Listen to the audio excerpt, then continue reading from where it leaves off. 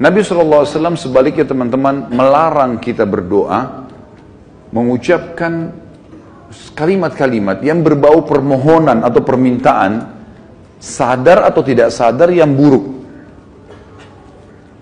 Kata Nabi SAW dalam hadis Bukhari, janganlah seseorang di antara kalian mengucapkan kalimat doa, permintaan, atau munajat, atau penyampaian sesuatu kepada Sang Pencipta yang buruk, baik buat dirinya, baik buat keluarganya, baik buat hartanya, karena jangan sampai malaikat lewat dan mengiyakannya.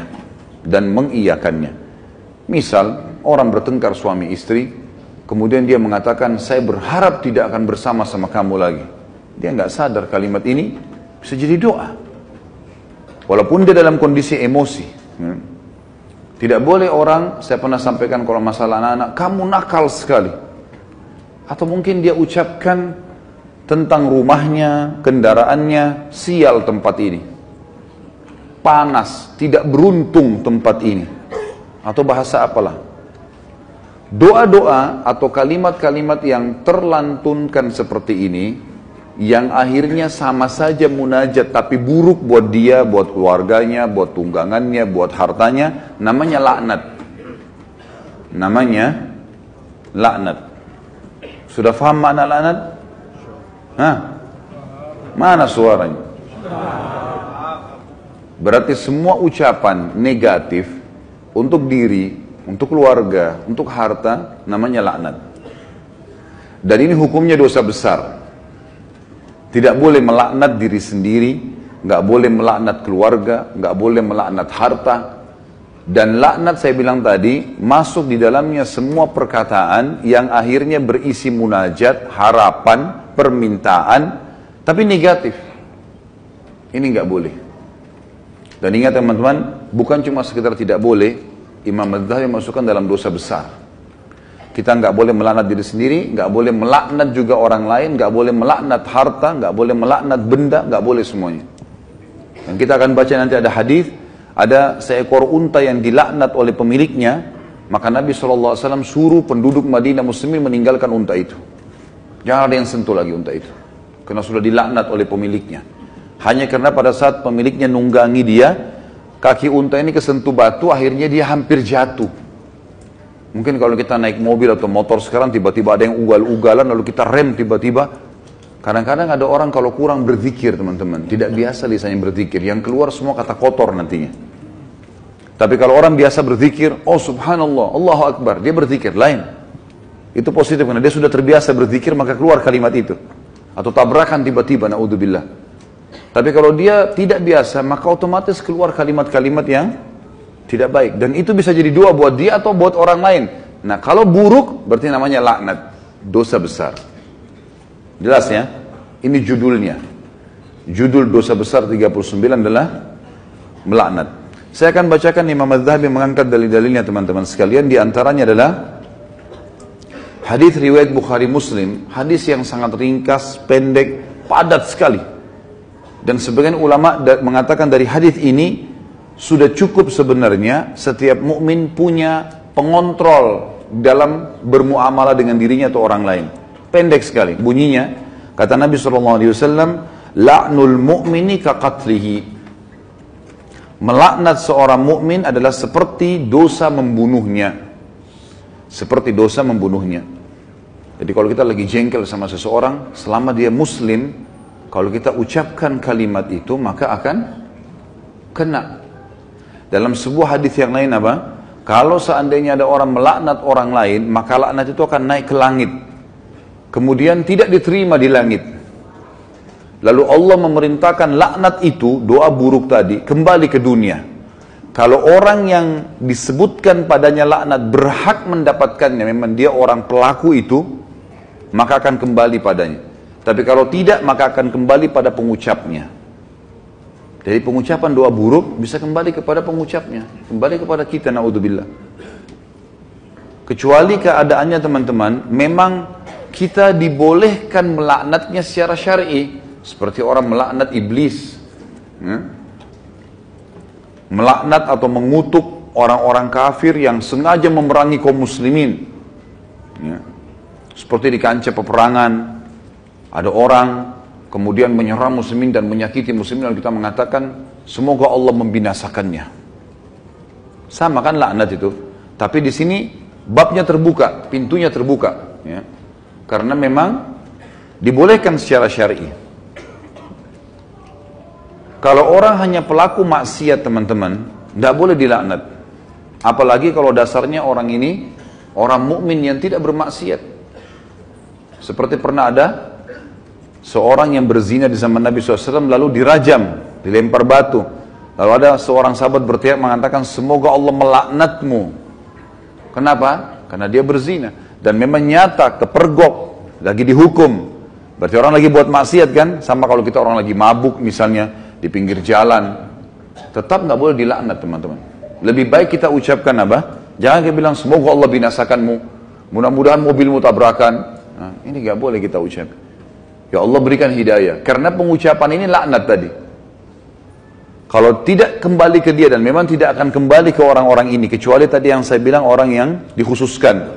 Iblis, syaitan, ya, orang-orang kafir yang menyakiti muslimin. Ada memang pintu-pintunya saja. Kalau tidak, cuma orang yang bermaksiat dari kaum muslimin tidak boleh. Apalagi dasarnya bukan orang bermaksiat. Para ulama, para da'i, para orang-orang soleh dan solehah, diolok-olok, dicaci maki. Ini semua masuk dalam masalah bahasan laknat. Melaknat orang mukmin maka lebih berat atau bahkan sama dengan membunuhnya. Kita tahu membunuh dosa besar. Sebagaimana sudah kita bahas juga di dosa besar kita yang kedua, masalah membunuh adalah dosa besar dan itu sangat berat. Dan membunuh orang mukmin teman-teman sekalian, itu dalam ayat Al-Quran disebutkan termasuk yang diancam kekal di neraka selain kekafiran, kemunafikan, kemusyrikan, juga dalam membunuh mukmin secara sengaja. Ini ada ancaman kekal di api neraka, gitu kan? Dan ini masih khilaf di antara ulama memang, tapi umumnya ulama mengatakan zahir hadis ayatnya begitu. Wa may yaqtul mu'mina muta'ammidan fajaza'uhu jahannam khalidina fiha. Siapa yang bunuh orang mukmin, maka dia akan disiksa atau dikekalkan di dalam api neraka, ya. Itu ada di dosa besar nomor 2. Maka dia akan dimasukkan ke dalam api neraka dan dia akan kekal di dalamnya. Maaf, sebentar saya pastikan lagi.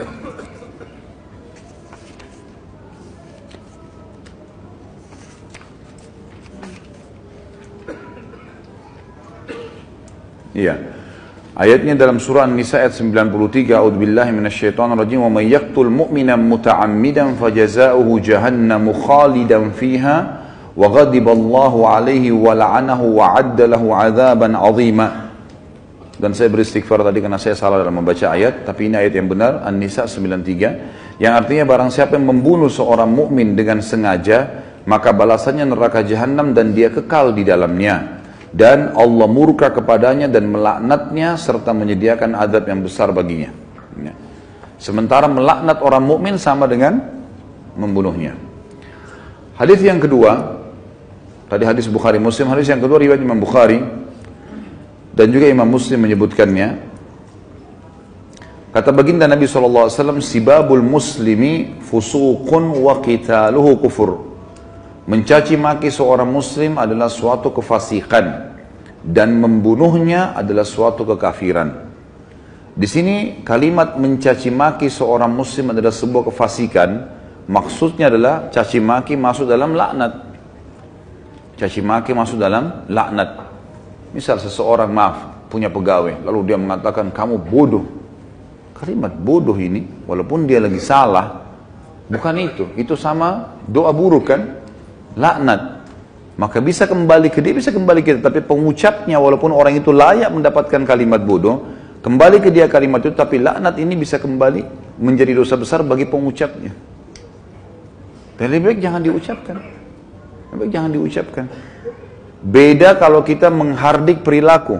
Misal gini, ada orang melakukan perbuatan yang ngawur dia melakukan perbuatan yang orang tidak lakukan. Misal mobil lagi sangat kencang, kemudian dia tiba-tiba berjalan di tengah jalan, seperti menunjukkan sebuah atraksi atau kehebatan gitu kan.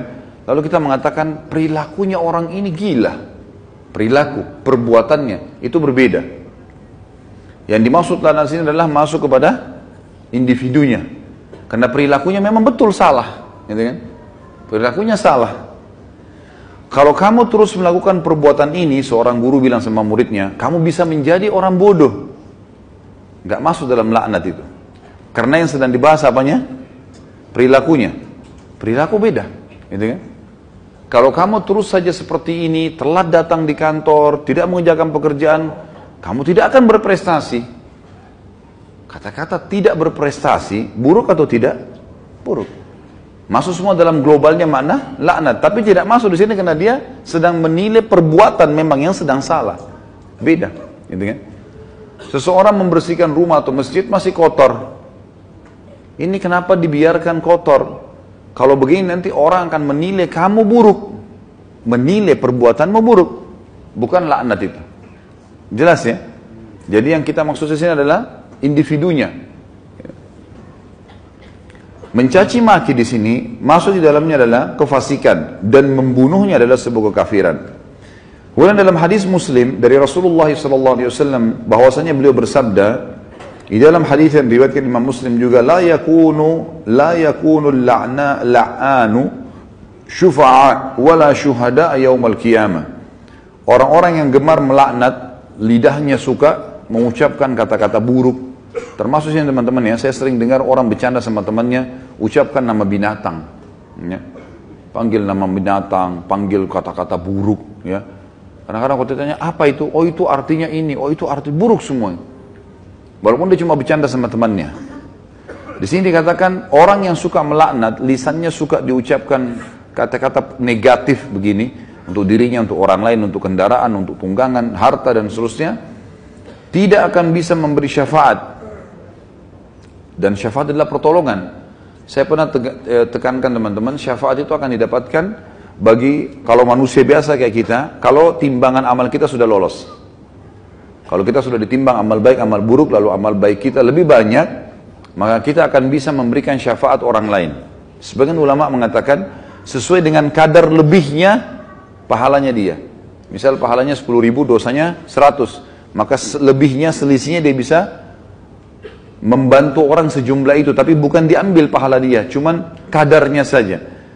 Ini ulama ambil daripada hadis Nabi SAW yang berbunyi, sesungguhnya akan ada dari umatku yang bisa memberikan syafaat sejumlah suku Mudar. Suku Mudar adalah suku Arab yang sangat banyak jumlahnya, gitu kan? Ada orang kena banyak sekali amal solehnya, dosanya sedikit, dia lolos, kemudian dia bisa memberikan pertolongan sampai satu suku, gitu kan? Lalu lanjutan hadis kata Nabi SAW, dan ada juga di antara umatku yang akan saking besarnya dosa yang dia lakukan, yang akan membesar di neraka sampai dia sendiri menjadi salah satu sudut neraka itu. Tapi saksi bahasan kita potongan pertamanya.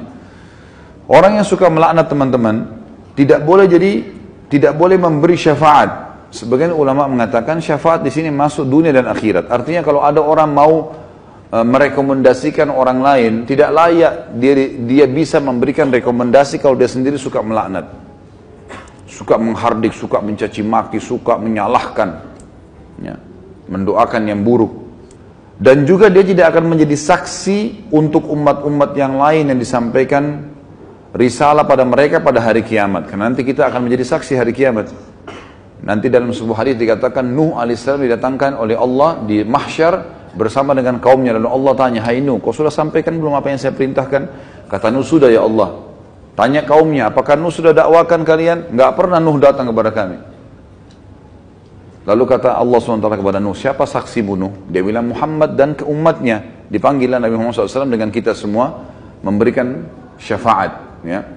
Kita memberikan kesaksian, bahwasanya betul Nabi Nuh sudah menyampaikan dan kami terima dalam Al-Quran dari surah Nuh engkau turunkan ya Allah. Jumlahnya sekian ayat, lalu ayat-ayatnya ditilawakan sehingga kaum Nuh tidak bisa membantah. Karena apa yang mereka lakukan Allah sudah sampaikan dalam Al-Quran. Nah, orang yang suka melaknat tidak bisa ikut-ikutan memberikan kesaksian. Tentu ini sebuah kebanggaan pada hari kiamat ya. Karena kita bisa jelas, oh ini umat Muhammad, umat yang terbaik, karena kita umat terbaik. Sebagaimana sabda Nabi SAW dalam sebuah hadis yang sahih yang lain, tidak ada satupun umat sebelum kalian kecuali berharap menjadi kalian, gitu kan? Karena besarnya fadilah kita sebagai umat Nabi Muhammad SAW. Nabi SAW juga mengingatkan agar setiap muslim tidak boleh memilih teman yang suka melaknat atau lisannya suka mengucapkan kata-kata yang tidak baik. Nah, itu disebutkan di dalam riwayat Imam Muslim. Kata Nabi SAW, la yanbaghi li sadiqin an yakuna la'anan. Tidaklah patut bagi seorang teman menjadi seorang tukang laknat atau suka melaknat. Kita sudah tahu kalau kita ketemu kemudian dia suka mencaci maki atau ucapkan kalimat buruk buat dirinya kah, buat orang lain kah, gitu kan? Itu semua buruk. Ya, ini buruk teman-teman sekalian. Sama dengan yang saya lihat orang sering sebut di Jakarta lata, sembarangan ucap-ucapan. Dan ini saya, Allahu a'lam, saya pribadi melihat, mungkin saya salah ya, tapi saya melihat ini mungkin karena dibiasakan saja. Dianggap bahan bercandaan awalnya, lama-lama jadi kebiasaan dia. Lama-lama, karena ini kalau kita tanyakan di teman-teman medis mungkin tidak ada penyebabnya ini. Bukan orang yang gila. Jadi dia cuma karena menganggap lucu, dia anggap juga orang-orang anggap dia jadi lucu, jadi mengucapkan kata-kata yang tidak baik. Ini juga masuk. Kalimat-kalimat buruknya bisa jadi laknat karena orang yang tidak dihitung, tidak dihisab oleh Allah, hanya anak kecil sebelum balik, orang gila sampai sadar, gitu kan? Dan juga orang tidur sampai dia bangun. Selain daripada ini akan dihisab oleh Allah Subhanahu wa taala. Orang mukmin secara umum yang dihasankan hadisnya oleh Imam Tirmidzi, dilarang juga menjadi orang yang suka melaknat, menyalah-nyalahkan, berkata-kata buruk, menyakiti orang lain, sebagaimana sabda beliau sallallahu alaihi wasallam, "Laisal mu'minu bit-ta'an, walal la'an, walal fahish, walal badhi." Bukanlah seorang mukmin yang sejati orang yang suka mencelah, yang gemar melaknat, yang suka berbuat keji dan suka berkata kotor atau menyakiti orang lain. Itu orang mukmin tidak usah. Bahkan saya sudah pernah ajarkan teman-teman, kalau kita diajak ribut, diajak bertengkar, wa idza khatabahumul jahiluna qalu salama. Kamu begini, kamu begitu. Sudahlah, tinggalkan saja. Enggak usah ikut-ikutan. Karena dua orang yang bertengkar, dua-duanya jadi jelek mukanya. Kenapa antum mau ikut-ikutan jadi jelek seperti dia? Karena kita manusia, ada emosi. Kalau lagi bertengkar dengan orang, enggak usah baca WA-nya, enggak usah baca SMS-nya. Enggak usah dilihat. Baca Al-Quran, berzikir kepada Allah, doain supaya dapat hidayah. Belum lihat, mungkin dia marah. Semoga Allah kasih hidayah. Selesai. Insya Allah Allah kasih kebaikan itu. Nanti Allah perbaiki. Gitu. Daripada ikut-ikutan. Ya. Karena dia buruk, kita buruk. Dia melaknat, kita bisa melaknat. Dua-duanya hanya kena keburukan. Dan kata Nabi SAW, kalau dua orang sedang bertengkar, maka laknat Allah turun kepada yang memulainya. Siapa yang memulai pertengkaran, dia yang dilaknat sama Allah. Jadi kalau laknat dari Allah melalui malaikat adalah diangkat berkah hidupnya. Kalau laknat kita, manusia kita mengucapkan, berarti kita berharap keburukan buat diri kita atau orang lain. Kalau dari malaikat, dari Allah itu diangkat berkah hidupnya. Kalau dua orang bertengkar, maka laknat Allah turun kepada orang yang memulainya. Dan yang tidak membalasnya terus didoakan malaikat agar dapat rahmat dan pengampunan sampai dia membalasnya. Kalau dia sudah balas, dua-dua kena laknat. Jadi tinggalkan saja. Kamu begini, kamu begitu ya, ngomong aja, kita jalan saja. Baik dia yang ngomong. Tulis SMS sampai 1000, tidak usah baca. Tidak usah baca. Kita baca, wah dia begini, balas lagi, habis umur gitu, untuk apa? Kita kalau balas SMS, balas WA begitu bertengkar itu sudah bisa satu surah Al-Quran dibaca. Satu huruf 10 pahala. Benar nggak? Amalin ya. Jangan cuma benar-benar tapi. Contoh realita lapangan, banyak orang begitu. Jadi jangan buang-buang waktu, nggak ada gunanya. Orang mukmin itu tidak suka mencela, memang tidak gemar, dia tidak mau. Nggak usah ribut-ributan. Kita jelaskan pada saat perlu. Kalau ada pun orang teman-teman, ada dosa besar nanti yang kita bahas, masalah tidak boleh berdebat. Kalau hal-hal yang kita anggap perlu berdebat, menjelaskan argumentasi dan ada manfaat, sampaikan. Gak ada manfaat, gak usah. Kalau diajak dialog, kemudian kita nanti jelaskan juga sama saja, gak ada perubahan, dan kita tahu ini sebenarnya salah, untuk apa kita berdebat? Gak ada gunanya kan? Gak ada gunanya. Pernah salah satu ulama di Madinah didatangi oleh seorang syekh Syiah dari Iran di musim haji, waktu kami masih mahasiswa di sana. Diajak berdialog, kami mau berdialog. Syekhnya angkat Quran, kemudian dia bilang di depan mahasiswa, saya mau berdebat dengan anda, tapi percaya nggak dengan ini? Quran ini, diangkat Quran. Percaya nggak?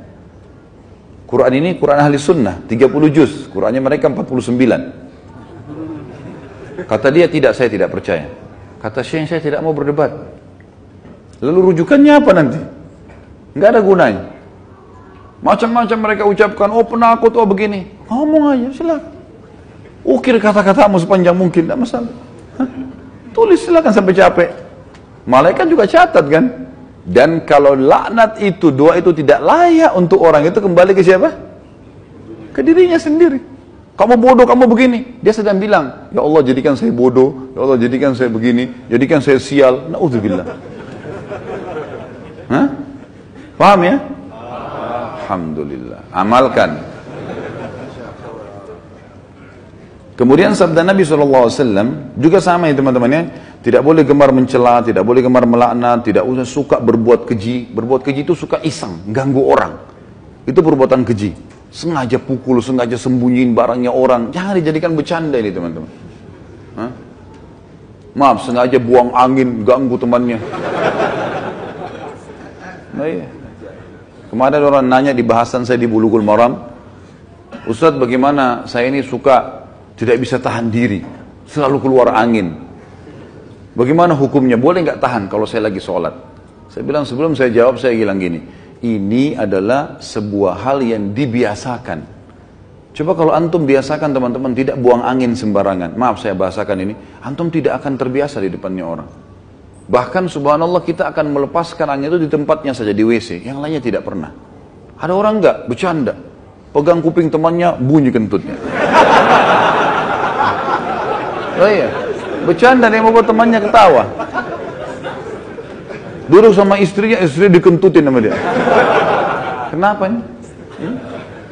Dianggap bercanda. Jangan. Nanti akhirnya jadi kebiasaan. Nanti antum biar depannya tamu juga begitu.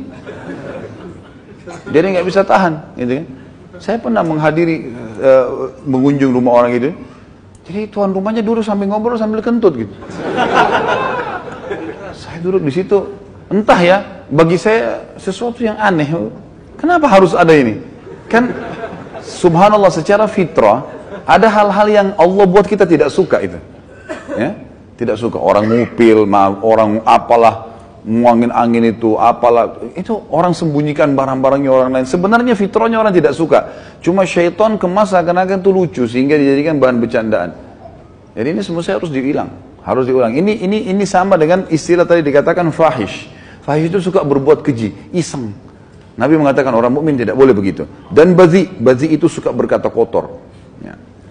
Kemudian selanjutnya hadis Nabi SAW yang disebutkan di dalam hadis riwayat Abu Daud, dan Abu Daud mensahihkannya hadis ini.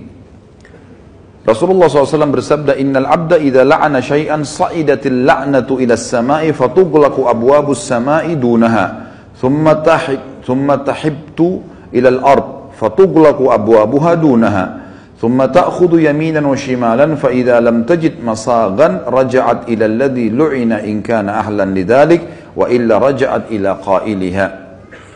Sesungguhnya seorang hamba apabila melaknat sesuatu, orang kah, benda mati kah, apa saja, batu kah, pohon kah, hewan kah, apa saja, laknat itu mendaki atau naik ke langit, maka pintu-pintu langit ditutup di hadapannya, karena tidak ada yang boleh naik ke Allah kecuali baik saja. Dalam Al-Quran Allah mengatakan, a'udzubillahi minasyaitonir rajim, ilaihi yas'adul kalimut thayyibu wal amalus salihu yarfa'u. Hanya yang naik ke Allah hanya kalimat baik saja. Jadi yang buruk-buruk Allah sudah tahu buruk, gak usah diangkat ke saya. Allah gak mau terima. Ditutupkan semua pintu-pintu langit. Jadi doa yang baik, ucapan yang baik, nasihat, yang santun, yang itu diangkat ke langit. Tapi semua yang buruk tidak ada. Kemudian ditutup pintu-pintu langit di hadapannya. Lalu laknat itu kembali ke bumi dan pintu-pintunya pun ditutup di hadapannya. Lalu ia mengambil ke arah kanan dan ke arah kiri, dan ketika ia tidak menemukan jalan, maka ia kembali kepada orang yang dilaknat apabila ia memang berhak mendapatkannya. Namun jika tidak, maka ia menimpa orang yang mengatakannya. Juga baginda Nabi SAW menyebutkan dalam hadis riwayat Muslim, Nabi SAW pernah menghukum seorang wanita atau perempuan yang melaknat untanya dengan memerintahkannya untuk melepaskan unta itu. Sudah bukan milik dia lagi, disuruh lepas unta itu.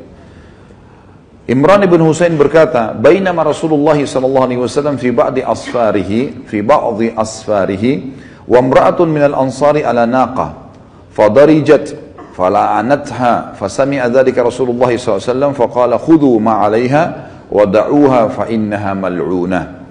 Ketika suatu kali Rasulullah SAW telah berjalan di suatu perjalanan beliau SAW, seorang wanita dari kaum Ansar untanya terperanjat. Ini yang saya bilang tadi, mungkin kena batu kakinya.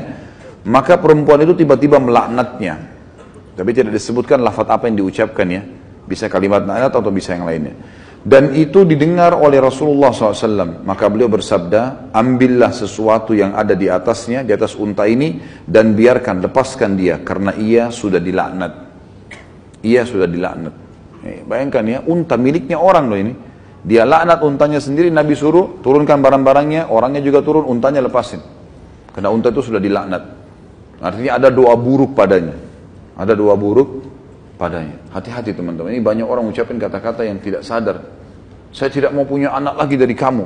Bahaya tuh. Akhirnya dia berharap istrinya hamil, gak bisa hamil-hamil. Dia lupa kalau dia pernah ucapin laknat itu. Ada solusi teman-teman. Kalau sudah terlanjur pernah diucapkan kalimat-kalimat buruk laknat begini, minta sama Allah petunjuk. Ya Allah, kalau pernah hambamu ini mengucapkan kalimat laknat, doa buruk untuk diri hamba, untuk istri hamba, untuk suami hamba, untuk anak-anak hamba, untuk harta hamba, ingatkan ya Allah, dan ampunilah. Setiap kali kita terlintas, kayaknya saya pernah ucapin kalimat sial deh di mobil. Ya Allah, aku beristighfar dengan kalimat itu. Atau usaha ini, kayaknya usaha ini gak maju-maju deh, misal. Ya Allah, saya beristighfar dengan kalimat itu. Kata ulama, kita boleh beristighfar secara global, semua dosa dimaafkan, atau kalau pas terlintas dosa tertentu, kita fokus minta sama Allah itu. Karena bisa saja Allah memang ingatkan. Mungkin dosa itu bobotnya agak berat, maka butuh istighfar lebih banyak. Maka kita bersihkan dengan cara khusus. Ya, seperti kalau ada noda di mobil atau di pakaian, kita fokus bersihkan dia. Sampai dia bersih. Maka itu insya Allah jauh lebih cepat. Ini solusi kalau orang sudah terlanjur mengucapkan. Dan sampai sekarang teman-teman bisa, saya dan anda sekalian, kita semua ini teman-teman sekalian memohon kepada Allah Azza wa Jalla, Allah yang Maha Tinggi Maha Pemurah, untuk mengingatkan kita semua apa yang pernah kita ucapkan. Lalu kalau teringat istighfar sampai kita merasa diri kita sudah menyampaikan. Karena ada juga bahasan dalam hadis Nabi SAW. Misal contoh, siapa yang berbuat baik pada kalian maka balaslah yang setimpal. Kalau kalian tidak punya, maka doakanlah orang itu sampai kalian merasa dalam hati nurani sudah membalasnya. Berarti sebagian ulama berisytihad mengambil dari hadis ini, orang kalau mau bersyukur kepada Allah, dia ucapkan jangan cuma satu kali alhamdulillah, dia terus alhamdulillah, alhamdulillah, alhamdulillah, sampai dia terasa memang ada kepuasan hati, atau mendoakan orang lain, atau beristighfar dari dosa-dosanya. Nggak cukup dengan satu kali astagfirullah wa tubu ilaih. Mungkin dosa kita butuh 1000 kali istighfar, kita nggak tahu, gitu kan? Maka harusnya kita terus sampai merasa hati ini tenang, gitu kan? Agar kendala-kendala atau hambatan-hambatan ini diangkat oleh Sang Pencipta Allah Subhanahu wa taala. Ini juga bisa teman-teman jadikan sebagai bahan untuk muhasabah ya. Kalau mobil sering rusak, rumah sering bermasalah, sering bocor, sering bertengkar suami istri, apalah masalah-masalah, coba ingat-ingat, mungkin ada kalimat-kalimat yang kita pernah salah ucapkan. Ya Allah, aku beristighfar di setiap kalimat yang aku pernah ucapkan yang berbau laknat. Semoga engkau ingatkan ya Allah, aku bertobat, pandulah aku agar bisa membersihkannya. Allah lebih tahu bagaimana nanti kita melakukan pembersihan itu. Kemudian hadis yang lain, masih lanjutan sebenarnya, hadis Imran bin Husain, hadis tadi ini, Imran bin Husain radhiyallahu anhu, qala Imran, faka'anni anzuru ilaiha al-ana tamshi fin nasi ma ya'ridu laha ahad. Imran bin Husain mengatakan, aku lalu melihat unta itu tadi yang Nabi SAW yang sudah dilaknat, Nabi suruh lepaskan saja, jalan di tengah-tengah orang dan tidak ada seorang pun yang memperdulikannya. Artinya karena orang sudah tahu Rasulullah suruh tinggalkan karena imannya orang pada itu sangat luar biasa, maka mereka pun akhirnya meninggalkan unta itu. Sampai seperti itu teman-teman sekalian. Ini banyak sekali orang ya, maaf saya sering dengar ya, saya pernah, orang kalau sedikit bocor ban mobilnya sial, selalu kalimat sial ini biasa sekali diucapkan, sial, sial. Ya, laknat itu loh, kalimat buruk gitu kan. Hanya betul-betul mobilnya jadi sial. Ya. Tidak beruntung lah, apalah kalimat-kalimat yang sudah saya berikan contoh-contoh tadi. Kemudian hadis terakhir dalam bab kita ini adalah hadis yang diriwayatkan Abu Daud dalam Kitabul Adab dan Imam Ahmad juga sebutkan dalam musnadnya. Sebenarnya hadis ini menjelaskan kepada kita bahwasanya riba itu dosa besar. Tapi riba yang paling berat, artinya makna hadis ini di atas dosa riba ada, yaitu sengaja mencampuri, maksudnya di sini mendoakan buruk, mempermalukan, menghina saudara muslim. Kata Nabi SAW dari Abu Hurairah bahwasanya Nabi SAW bersabda, Inna arbar riba istitalatul mar'i fi irdi akhihi muslim. Sesungguhnya riba yang paling kejam adalah celaan seseorang terhadap kehormatan saudaranya yang muslim, terhadap saudaranya yang muslim. Baik teman-teman, mungkin ada di antara kita yang berkata, Ustaz dari tadi dalil ini berhubungan dengan masalah melaknat orang muslim. Apakah boleh kalau begitu seseorang muslim melaknat orang kafir? Ini butuh rincian. Kalau yang kita laknat perilaku kekufurannya, ya, Allah melaknat kekafiran misal, maka itu perilaku, tadi saya bilang tidak masuk dalam laknat. Tapi kalau individu butuh rincian. Kalau memang dia orang yang layak kena laknat, tadi saya bilang musuh di medan perang sengaja mengganggu muslimin, atau ada orang yang memang jahat mengatur strategi-strategi yang buruk bagi kaum muslimin, maka ini boleh dilaknat secara individu karena terbuka pintunya tadi. Tapi kalau orang non muslim tidak ada hubungannya, baik tetangga kita atau kerabat kita, dia cuma bekerja, teman kantor, hidup sesama kita di negara, nggak buat masalah apa-apa. Dia jalan dengan lakum dinukum waliyadin, dia jalan dengan prinsipnya sendiri, maka ini teman-teman sekalian tidak boleh dilaknat. Berlaku hukum tidak boleh dilaknat, sebagaimana tidak boleh dirampok, tidak boleh dizalimi, tidak boleh digibah, ya, tidak boleh dicaci maki, nggak bisa sama sekali. Ada sebuah hadis yang berbunyi, hadis riwayat Bukhari Muslim, pada hari kiamat nanti kata Allah Subhanahu wa taala, tidak layak penghuni surga masuk ke dalam surga sementara masih ada hak ahli neraka padanya. Ahli neraka berarti ada orang kafir di situ. Kalau misal seseorang sudah mau masuk surga, pahalanya 10.000, ternyata timbangan dosanya lebih sedikit. Tapi ada ternyata hak orang-orang kafir pun yang pernah, misal dia ghibah atau ada pegawai non muslim lalu kena non muslim gak usah kasih gaji, misal. Tetap kata Allah tidak boleh dia masuk ke dalam surga sebelum haknya ini diambil. Dia tidak dikasih pahala kalau orang kafir, tapi kadar pahalanya si muslim ini dikurangi. Misal bobotnya 700 ya, dikurangi 700. Dan itu mengurangi derajat dia di surga. Jadi kalau orang kafir yang tidak ada masalah, jangan ada hubungannya teman-teman sekalian. Kembali kepada hadis Nabi SAW, khairun nasi anfa'um linnas. Orang muslim yang paling baik, orang muslim yang paling bermanfaat bagi manusia secara umum. Allahu a'lam. Jelas ya? Baik.